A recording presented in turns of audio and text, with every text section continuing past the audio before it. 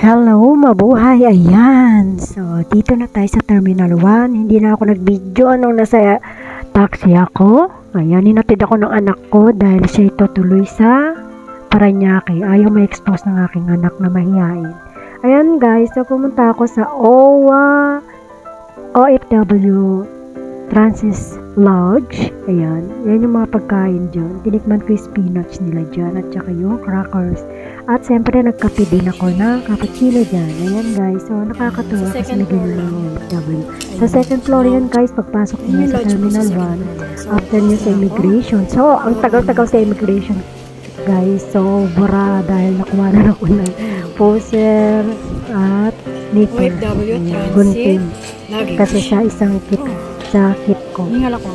At maraming tao guys yung pag-flight ko ng 28.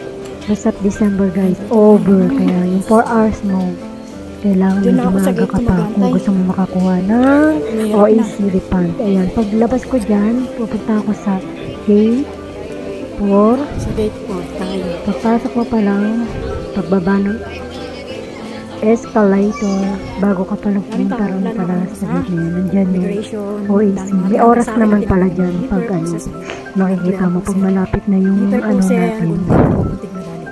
Ang ating schedule sa pagpasok sa airplane, mayroon silang boat doon na madali lang kumuha ng refund.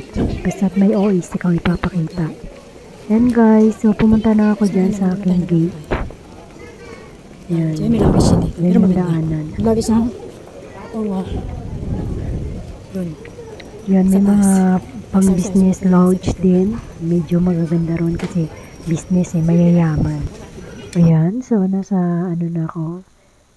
Papunta na ako sa aking gate kung saan ako mag-aantay. So, sobrang kailangan may available na oras ka talaga kasi hindi mo makukuha ang refund mo kapag gawal ka na sa oras. Nakakahingal kasi talagang tinakbo ko dyan. Tinakbo ko yan para lang makuha ko yung OAC yan o yung OAC dyan. Yung iba hindi na nakakuha kasi wala ng oras. Gawa ng sobrang daming tao at na-stranded sila sa immigration gawa nung ang daming mga chine-check. Talagang pati yung Colgate na medyo lumagpas ng 150, kinukumpiska nila. Lotion, Vaseline, ayan, shampoo. Kaya ingat po kayo, ilagay nyo sa inyong luggage doon sa ano nyo sa aeroplano, wag yung hand carry. Pag hand carry, ayun doon matatagalan kasi hiwalay ng machine at kukunin talaga lahat ng lagpas ng 150 ml yung mga liquid na nandun. Ayan, nasa aeroplano na ako. So, lagi ako na sa window seat. Ayan guys. So, na-enjoy ko yung view kada biyahe ko. Kaya nakakapag-vlog ako pag sinipag. Ayan, mga katabi ko guys. Ayan. So, enjoy for trip. Ayan guys. Have a good day.